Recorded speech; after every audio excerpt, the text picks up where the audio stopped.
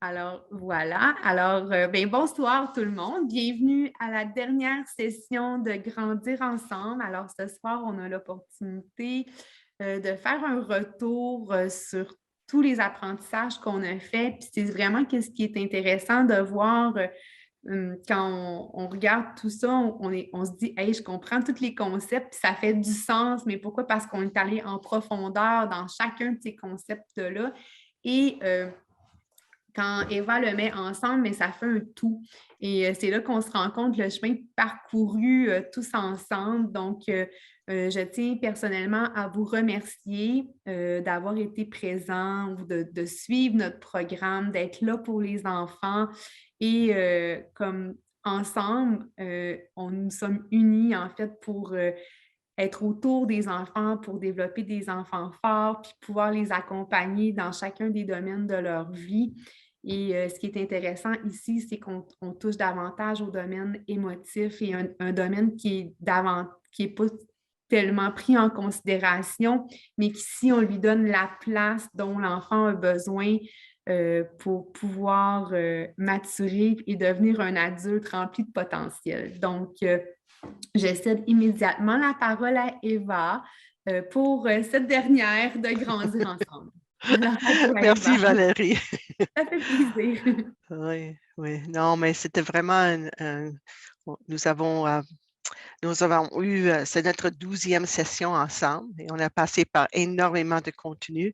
Puis moi, j'ai beaucoup appris. On avait Mary Kuhn avec nous et Sarah Cleary pour expliquer comment les idées que je vais vous partager sont liées aux pratiques culture,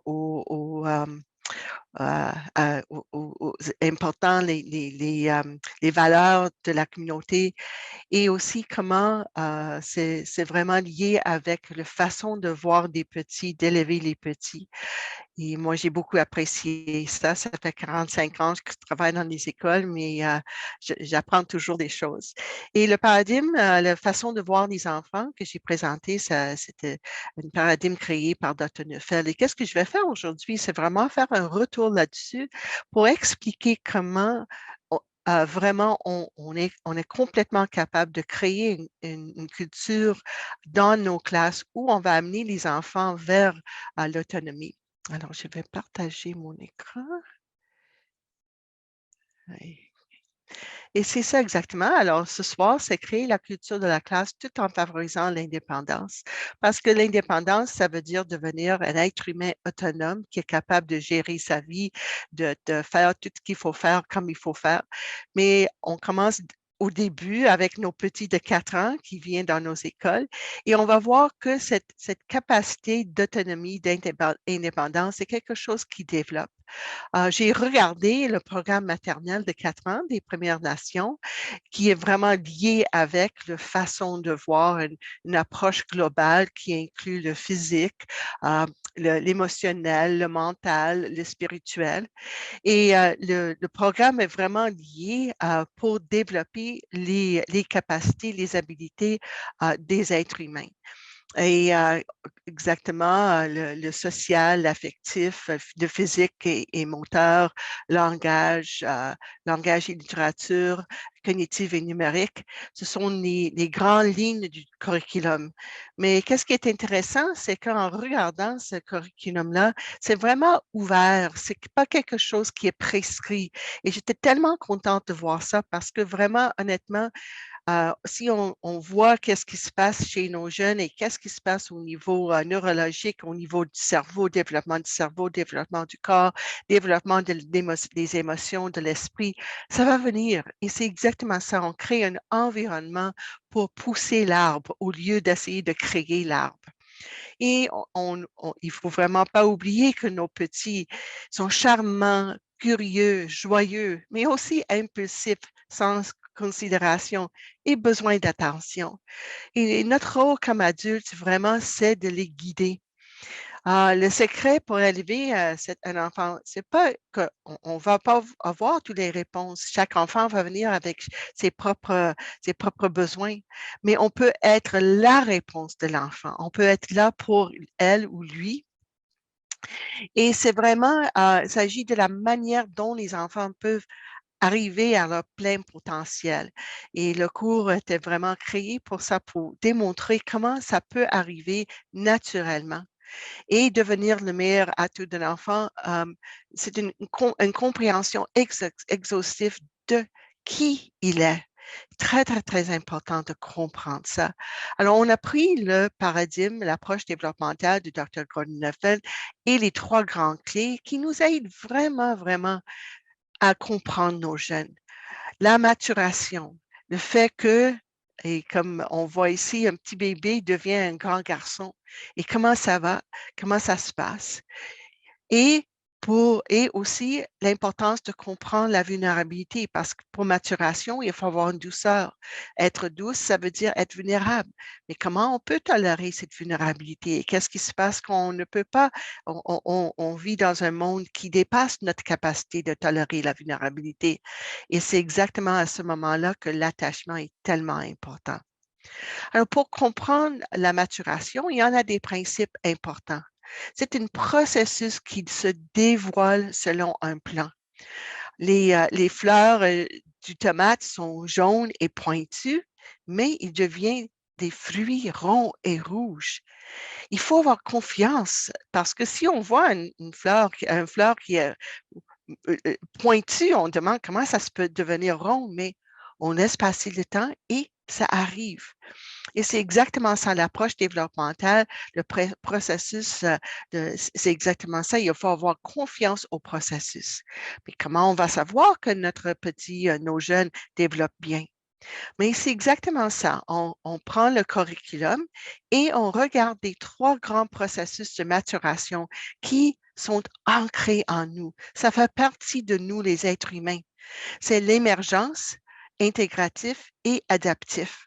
Et les trois grands processus, ça travaille en nous et ça va, et va se manifester. Et quand tout va bien, ils vont nous amener à développer des capacités, les capacités d'apprendre, de lire, de compter, de, de, de devenir des êtres humains, des êtres sociaux, etc. Alors, c'est quoi l'émergence? On peut voir un enfant qui est émergent parce qu'il est curieux, fait des plans, a ses propres idées et valeurs, créatif, rempli de vitalité, sens des responsabilités, indépendant ou autonome, conscient de la limite des autres. Et c'est très important parce que l'enfant, il a cette énergie dans nous, les êtres humains, mais dans l'enfant particulièrement, qui va lui amener vers cette autonomie. Ça fait partie de ses valeurs, de ses capacités. Le petit, moi, je vais le faire. Mais qu'est-ce qui est important, c'est que l'émergence, c'est une énergie qui est vraiment liée, c'est une énergie de luxe. Si tout va bien, l'enfant va être amené à faire ça. Mais et c'est seulement lorsque les besoins d'attachement sont comblés que l'émergence se produit. Alors, si tout va bien, ça va apparaître naturellement. L'enfant intégratif, ça, c'est un enfant qui devient de petit à petit capable d'être coopératif, tempéré, bienveillant, avoir un peu plus d'autocontrôle, être patient et juste, courageux, a de la perspective, s'entendre avec les autres.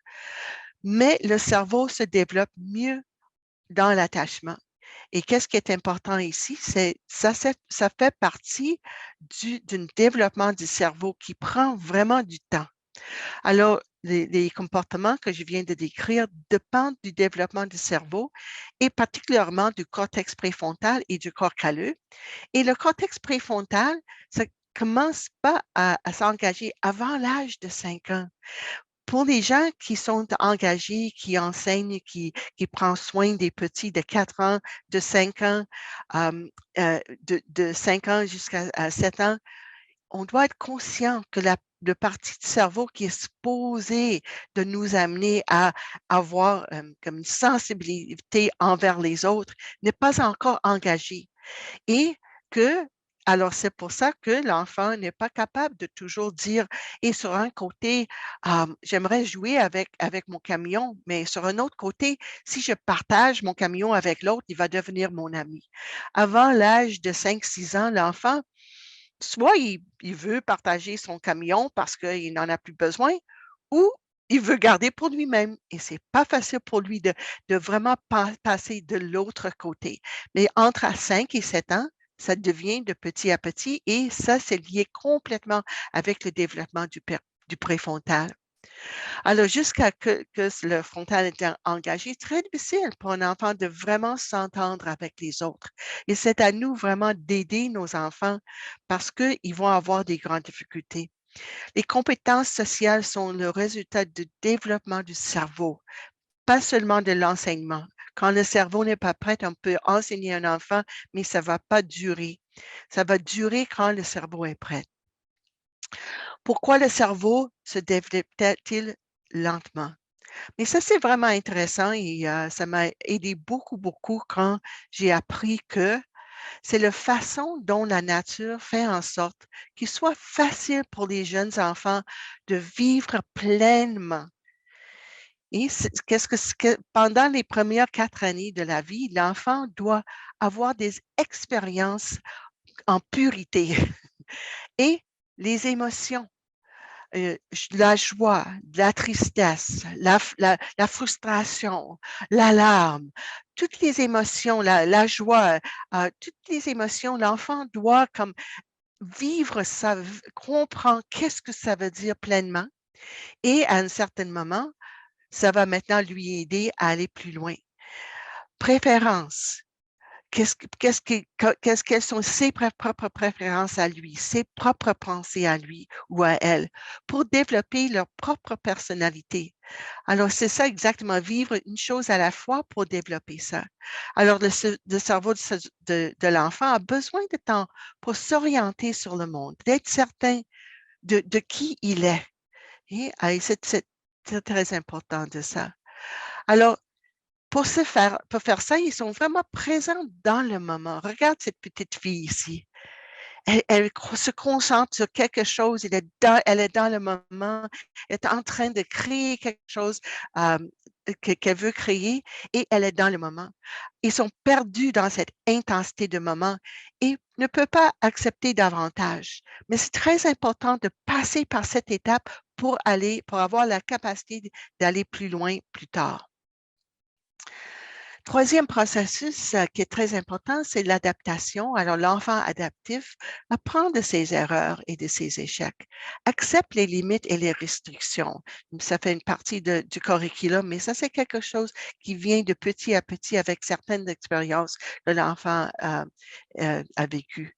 Passe par-dessus des handicaps, devient résilient, débrouillard, confiant devant l'adversité, capacité à rebondir, mais l'adaptation se manifeste dans un contexte d'attachement.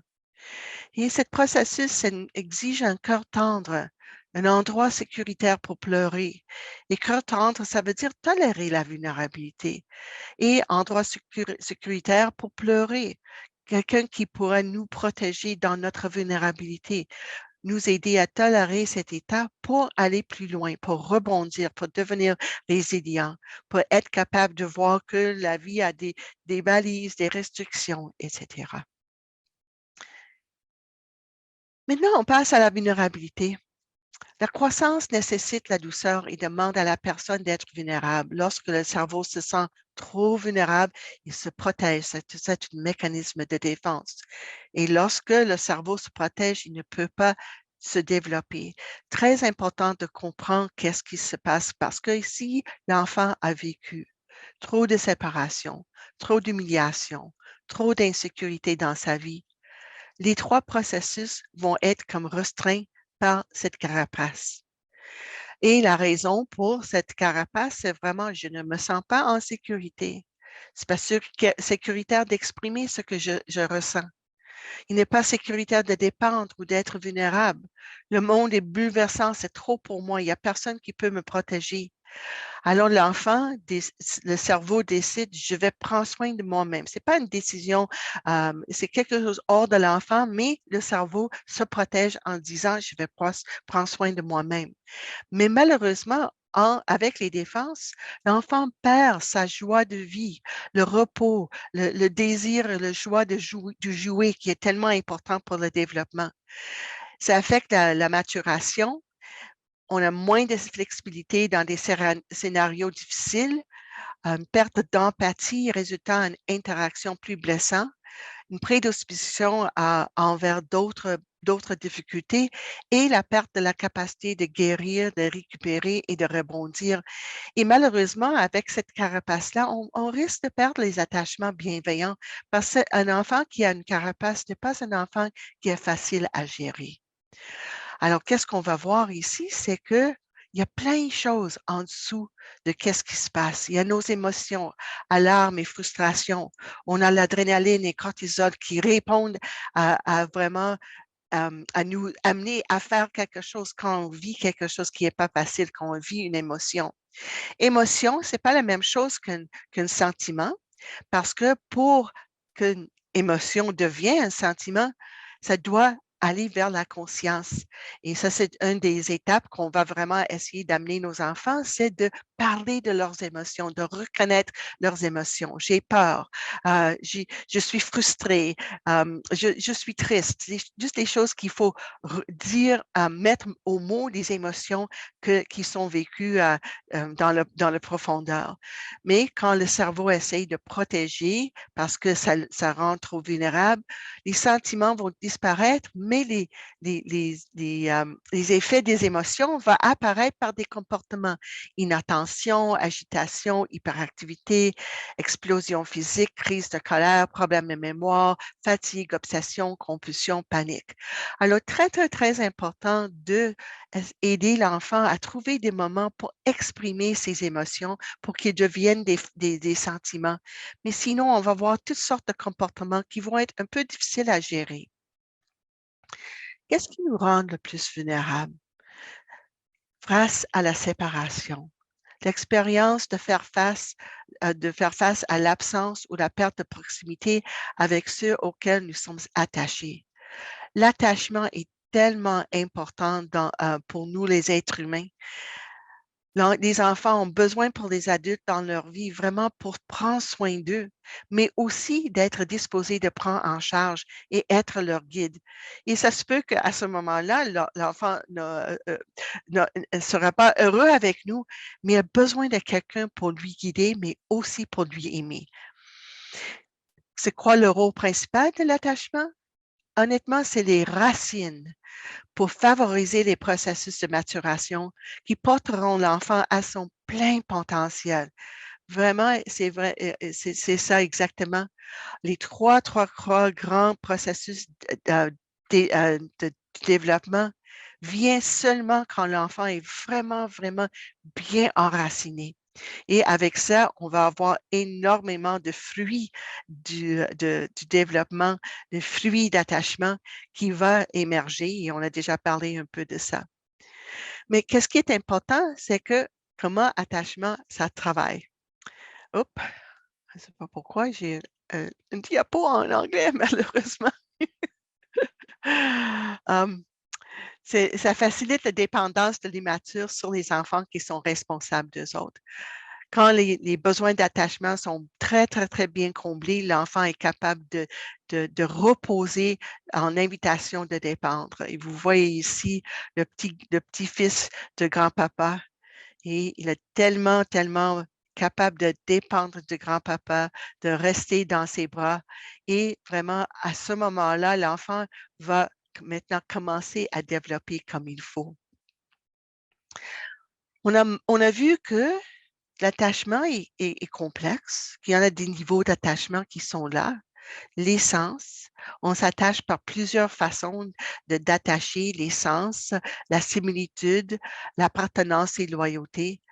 De petit à petit, en grandissant, le cerveau est capable de s'attacher en plusieurs modes et l'enfant quand il a vers 3-4 ans, est capable d'attacher par l'appartenance et loyauté ou on a aussi d'autres niveaux d'attachement. Il nous rend un peu plus vulnérables parce que ça, c'est le paradoxe de l'attachement. Le plus qu'on donne notre cœur, le plus c'est possible pour notre cœur d'être brisé. Mais l'attachement par un sentiment d'importance, laisse l'enfant la capacité de partager ses parents, de partager son enseignant avec quelqu'un d'autre, parce que si on est attaché seulement par appartenance et loyauté, on devient jaloux, mais si on est le grand frère ou le petit bonhomme de hockey, maintenant, on a un sentiment d'importance et on peut partager l'attachement et on peut aller plus loin dans notre développement. L'amour, très, très essentiel pour le développement et aussi être reconnu. Avoir la confiance qu'il y a quelqu'un dans ma vie qui est capable de m'aimer, même avec mes faiblesses. Et qu'est-ce qui est important ici, c'est de ne pas oublier que dans nos classes, on doit créer une culture où l'enfant se sent accepté, bienvenu, accueilli. Et c'est pour ça qu'on a parlé de l'importance de créer un climat de chaleur et de soins dans nos classes. Des rituels pour amener un sentiment de calme, comme des diffuseurs d'huile essentielle pour des bonnes odeurs, des musiques calmes.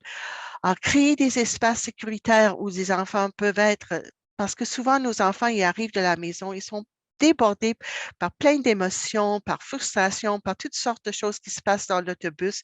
Alors, est-ce qu'on peut créer pour eux autres un coin de calme ou une tente, un petit tipi, une table avec une nappe, avec des petites choses pour jouer, des balles, des fidgets, des fourrures douces pour aider l'enfant à trouver un petit calme, des casques anti-bruit aussi qui pourraient lui aider de vraiment aider à devenir plus tranquille et des activités aussi. Qu'est-ce qui est important aussi pour créer ce climat de chaleur et de soins, c'est de ne pas oublier que si on planifie trop de choses, on peut pousser nos enfants. C'est pas parce que c'est pour les bonnes raisons qu'on fait nos plans de la journée. Mais très important de ne pas oublier que nos enfants ont besoin de vraiment se concentrer sur des choses, de s'impliquer dans les choses. Et si on planifie trop, on va être pressé. Puis nos petits de 4-5 ans, ils vivent pas très, très bien dans un état où ils sont toujours pressés. Ce climat bienveillant, vraiment, ça vient avec les sourires, les rires, la chaleur, la joie sur notre visage, nos yeux, le ton de notre voix. Vraiment, ça donne un message très, très fort de bienveillance.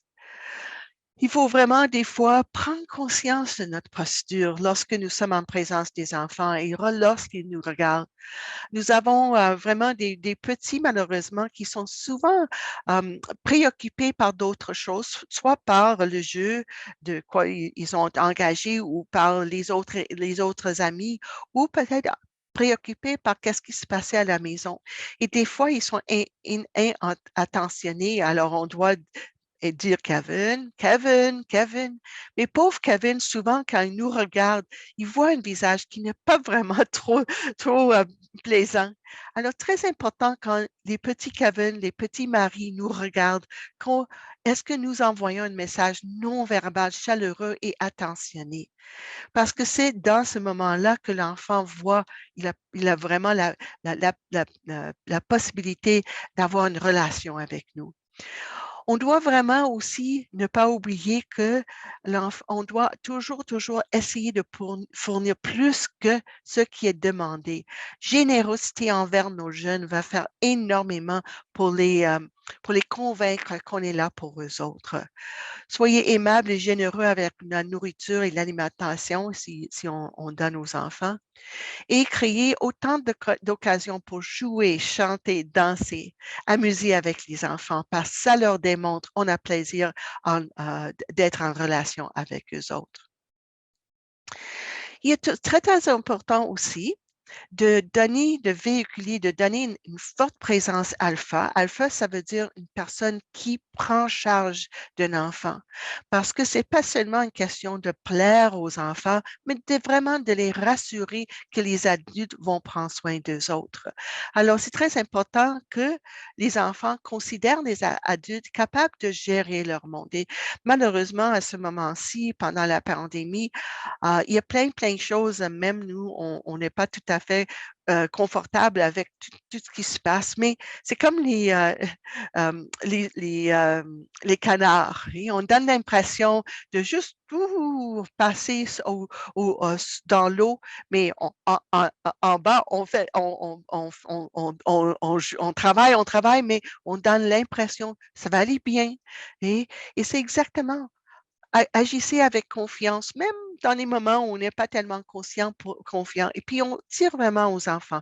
Nous allons trouver quelque chose. Et ça va être correct. On va trouver un moyen de vivre avec ça. Ça va être correct. Et c'est ça, notre rôle aussi pour prendre en charge, c'est vraiment d'anticiper et prévenir. Alors, on a passé une journée pas facile avec un enfant, dans la classe. Les enfants n'ont pas bien écouté. Qu'est-ce que moi, je peux faire autrement demain pour, pour gérer les circonstances? On avait une classe des petits de la maternelle 5 ans qui avaient vraiment trop de difficultés de s'asseoir sur le tapis. Est-ce qu'on peut trouver une autre façon de gérer leur comportement au lieu de toujours dire des noms et peut-être les mettre sur des petites chaises ou quelque chose comme ça? Alors, oui, ça se peut que l'enfant ne sera pas trop contente avec nous, mais on le fait par la bienveillance pour aider l'enfant. Cette forte présence d'adultes fournit aux enfants vraiment un sentiment, Pff, c'est correct, je peux dépendre. Et pour ça, il faut vraiment, particulièrement au début avec nos petits, d'inviter la dépendance plutôt que de le résister. Aider les enfants. Je sais qu'il doit devenir autonome, mais tellement intéressant parce que souvent, quand les besoins de l'attachement sont comblés, le petit va nous regarder. Je peux me le faire moi-même, madame. Moi, je vais le faire. Et exactement ça, on donne la rassurance, je serai là pour t'aider. Ils vont prendre ce moment.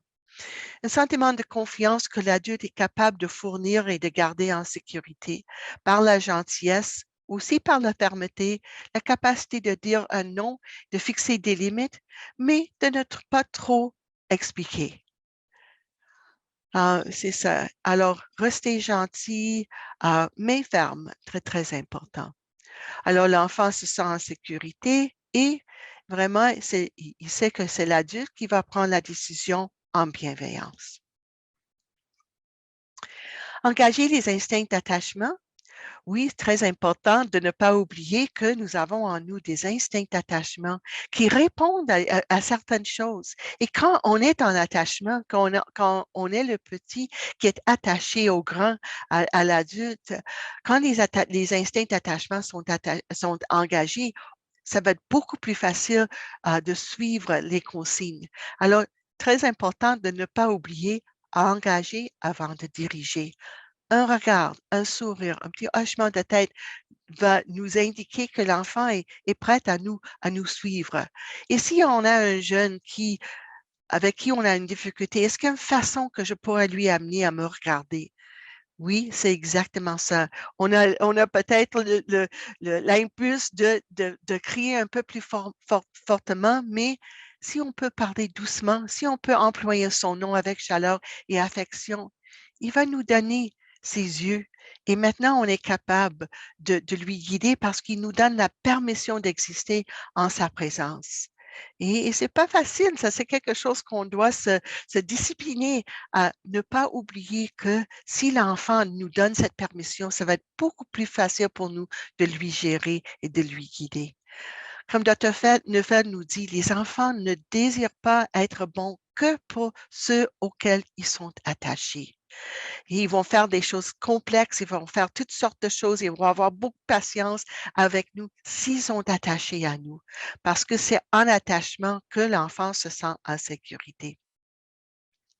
Il y en a malheureusement, on a toutes nos journées difficiles. L'enfant a une journée difficile. Nous sommes des fois pas tellement en forme. Mais qu'est-ce qui est très, très, très important, c'est de faire le pont. Si la journée n'était pas bien, s'il y avait un comportement difficile, toujours donner l'impression à l'enfant que j'aurais hâte de te voir demain. Nous trouvons un moyen d'améliorer les choses.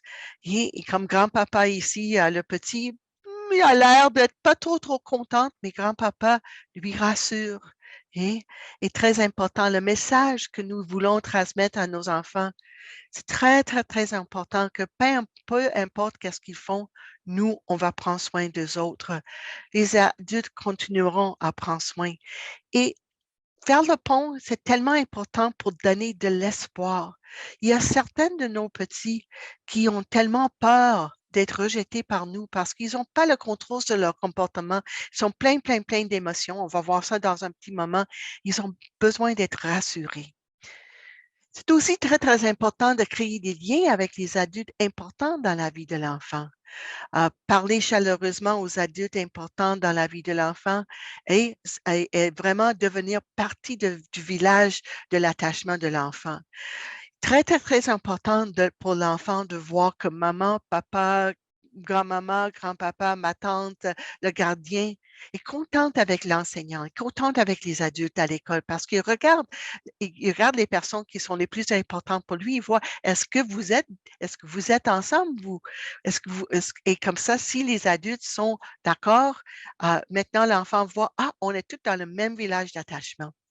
Alors, très important de créer une relation positive avec les parents, des appels téléphoniques, les accueillir chaleureusement, même quand il y a des problèmes, et de ne pas utiliser des types de visage jaune, vert et rouge et ou passer par l'enfant. Parce que pour l'enfant, amener le petit visage rouge envers ses parents, ça peut causer des problèmes d'attachement. Il faut trouver d'autres moyens pour communiquer avec les parents. Et une autre chose qui va faire énormément de différence, c'est vraiment si on pourrait inviter les parents et les membres de la communauté dans la classe. Et ça donne l'enfant le message qu'on est tous ensemble, que l'éducation, c'est pas seulement l'enseignant qui enseigne, mais c'est la communauté qui est impliquée dans le développement de l'enfant. Alors, lorsque les enfants démontrent des comportements difficiles, des comportements que nous trouvons difficiles à gérer, très important de ne pas oublier, il y a quelque chose derrière des problèmes comme ça.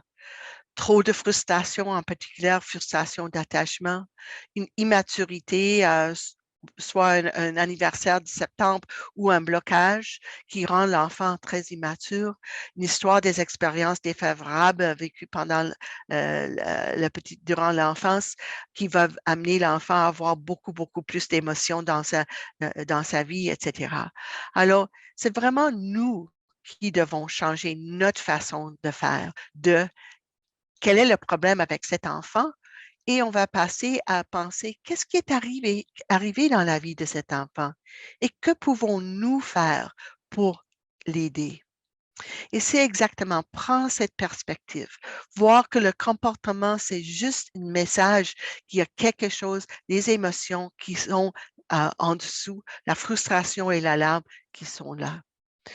Et la frustration, ouf, il y a tout un carrefour giratoire que l'enfant peut passer. Et si on voit une crise, on doit accepter que cet enfant est vraiment bouleversé par trop de frustration, par une impuissance incroyable, par un manque d'adaptation qui va lui amener à attaquer ou avoir une crise. Et pendant cette crise-là, c'est très important qu'on va réagir dans une façon qui va l'aider enfant. On ne peut pas arrêter la crise, on ne peut pas ignorer la crise parce que le crise, ce n'est pas fait pour attirer de l'attention. La crise est là parce que l'enfant est bouleversé par trop d'émotions. Alors, pendant la crise, c'est très important de rester calme, parler très peu, juste dire à l'enfant ou démontrer à l'enfant, je reste avec toi, je suis ici. De vraiment, si l'enfant est capable d'entendre quelques petits mots de notre part, c'est ça n'a pas fonctionné pour toi. C'est une journée difficile, mais des fois, l'enfant ne peut même pas entendre des mots comme ça. Des fois, l'enfant, s'il a besoin de frapper, donne-lui soit un coussin ou quelque chose, une nouille de piscine. Comme ça, il peut frapper sans faire mal aux autres parce que cette énergie malsaine doit sortir. Attendre patiemment que la tempête passe. La tempête va passer, mais ça peut prendre du temps et aider l'enfant à retrouver ses larmes. Parce qu'en arrière de la frustration, c'est tout un océan des larmes qui doit s'en sortir. Apporter soutien, réconfort et vraiment pas parler dans le moment de qu'est-ce qu'il doit faire autrement. Et c'est très, très, très important de rester avec l'enfant. Un peu plus tard, 2, 3 jours plus tard, des moments plus tard, on peut parler, mais pour un enfant de 4, 5 ans, c'est vraiment les émotions qui sont les plus importantes. Si un enfant est vraiment agité, il faut ne pas oublier que derrière ça, il y a vraiment une grande, grande alarme. Ils ont pas l'air alarmés, mais en dessous, il y a énormément d'émotions. Et leur agitation vient de l'alarme contre laquelle ils se défendent. Et ils sont tellement des fois difficiles à aider parce qu'on ne voit pas la détresse, mais l'enfant est dans un état émotionnel. Et ces enfants ont besoin de plus d'attachement, pas moins, mais ils ne donnent pas l'air d'avoir besoin de nous, mais il faut le voir, il faut le reconnaître. Pourquoi les enfants nous résistent? Dire des non, refusent d'obéir. Mais encore une fois, on revient à les 3 grands clés parce que en maturation, pendant qu'ils développent leurs propres idées, l'enfant va nous résister. Il va dire non. Non, je vais le faire moi-même. Non, les fleurs sont comme ci, non, les arbres sont comme ça. Et c'est parce qu'ils vont voir de petit à petit que peut-être il faut faire autrement, mais selon leurs propres idées. Et il faut laisser l'enfant à dire des fois des non ou de choisir de faire des choses de leur propre façon. Ils vont de petit à petit apprendre à faire autrement. Ça se peut que le désir de dire un non vient à cause de la vulnérabilité. Lorsque ça fait trop peur, l'enfant nous dit, laisse-moi tranquille, je peux pas besoin, mais malheureusement, il ne peut pas dire ça gentiment. Il ne peut pas dire, je m'excuse, madame, mais j'ai eu une journée tellement difficile que je dois dire un non pour le moment parce que c'est trop pour moi. Non, il va nous dire, non, non, tu peux pas me dire quoi faire. Mais c'est parce qu'il se sent vulnérable. Et lorsqu'ils ne sont pas attachés aux adultes qui veulent les guider ou leur dire quoi faire, parce que quand l'enfant n'est pas en attachement, il va nous résister parce qu'il doit avoir confiance en nous et c'est seulement en attachement qu'il a cette confiance. Pourquoi les enfants d'âge préscolaire, ils ont besoin de nous? Parce qu'ils doivent comprendre nous, on doit comprendre qui ils sont en termes de leur développement, compenser de leur manque parce qu'ils n'ont pas encore cette préfrontale qui est engagée. Quand ils rencontrent des difficultés, aider au lieu de corriger. Et c'est parce que si on a confiance au développement, on va les aider parce que le corrigement va venir plus tard. Restez patient et résister l'urgence de donner une leçon. Les choses changeront à mesure que le cerveau mûrit. Je vois les 2 petites filles ici, ils veulent tellement, tellement nous plaire, mais ils sont tellement immatures. C'est à nous d'assumer cette responsabilité de la relation dans des situations socialement difficiles. Si l'enfant n'est pas capable de partager avec les autres, on va essayer de trouver des moyens dans le moment pour lui aider au lieu d'essayer de lui toujours donner une leçon. Offrir généreusement la proximité et fournir une invitation inconditionnelle à exister dans notre présence en combattant leur faim d'attachement. Ils ont vraiment besoin de cet attachement inconditionnel. Si on leur demande de travailler pour l'attachement, en gagnant une étoile ou un feu vert ou quelque chose, maintenant, ils vont le faire pour gagner cette étoile, mais souvent, ils sont dépassés par nos demandes. Et lorsqu'ils travaillent pour l'attachement, ils ne sont pas capables de se reposer et de grandir. Vraiment fournir plus d'attachement lorsque on doit d'être la gentillesse et la bienveillance lorsque le comportement est à son pire. Vraiment, vraiment, qu'est-ce qui est important ici, c'est de comprendre c'est seulement en attachement que le cerveau va grandir. Quand le cerveau grandit, les changements vont changer, les comportements vont changer avec le développement du cerveau.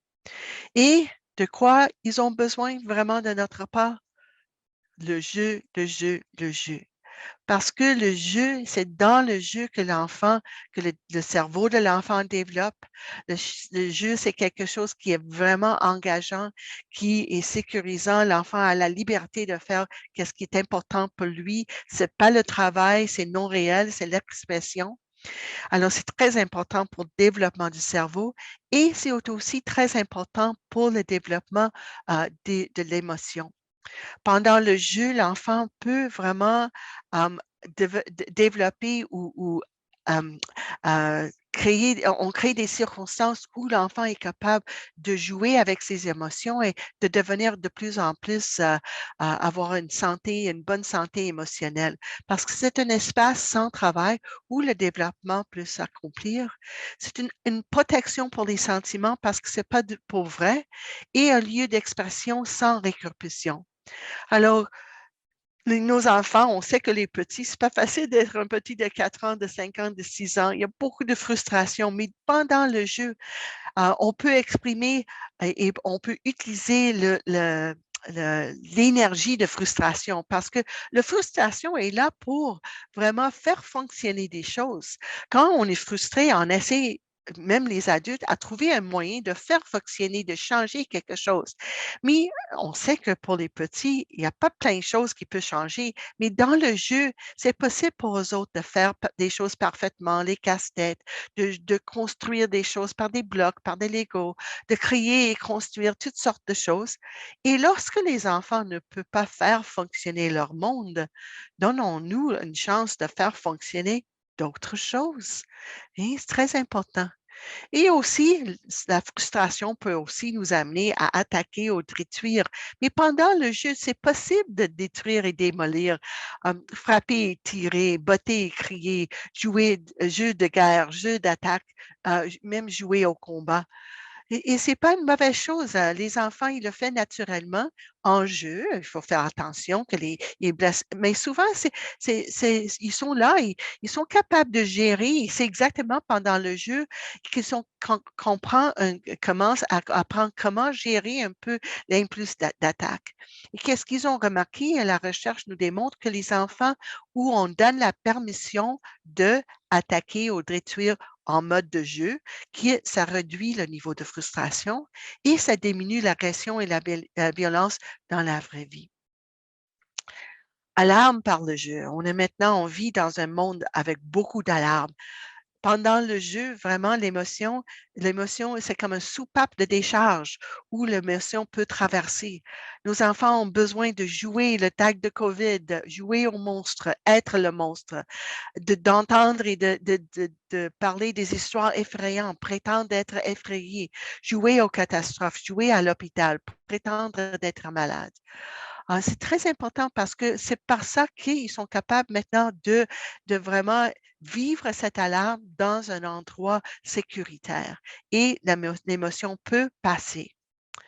Danser, chanter, jouer de la musique sont des façons incroyables à aider un système émotionnel qui est hyperactif ou suractivé par des émotions, mais aussi la meilleure façon de créer de l'attachement.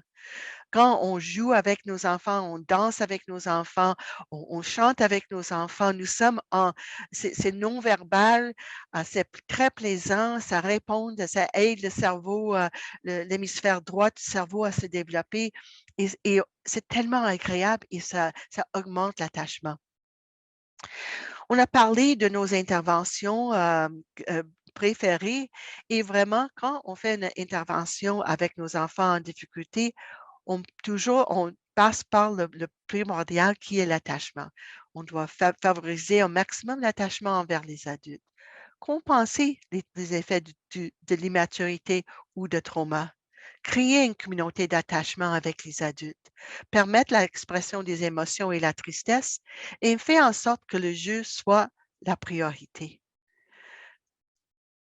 Ce que chaque jeune enfant veut savoir, allez-vous prendre soin de moi? Et qu'est-ce que j'ai remarqué? C'est possible dans vos classes, dans vos communautés, dans vos centres, vraiment de le faire. Oui, nous le ferons. Dehors, pendant plein hiver, on va prendre soin vous allez prendre soin de vos jeunes. Vous allez regarder et prendre un petit moment d'être très intéressé par les choses qu'ils nous apportent. On va les enseigner et démontrer des choses.